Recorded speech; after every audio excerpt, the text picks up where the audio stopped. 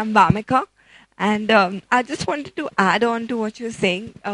Distancing from the music gives us a very objective view without getting attached to any kind of, culture or anything. We look at it very objectively, non-judging. So it helps us look at the entire scenario in a very clear view.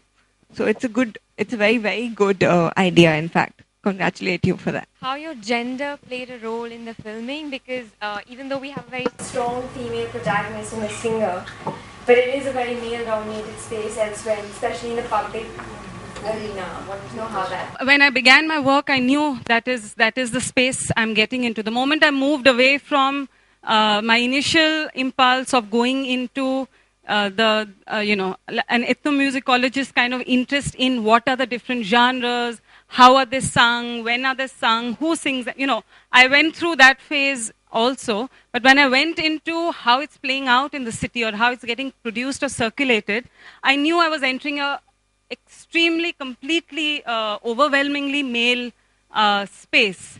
So again, for me, the presence of Kalpana ji in the film is fantastic, because she is singing to this audience.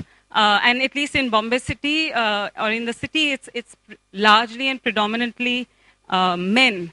And to also, connect your comment with what you spoke about. So that's in direct contrast with my film Jahaji Music, where the space, the sexuality, the eroticism of the music is working itself out in a space that's pretty much defined by women. This was a space that was the woman was absent in the public space. So I had to deal with it, and being a woman filmmaker, I had to deal with it. That I would try and do one tokenistic thing of find women was not something that ever occurred to me. It didn't occur to me to get into the biography of the women either on stage or even the singer who is in the film, because none of that was material. There is an absence of women, and all the men are singing songs from the woman's voice.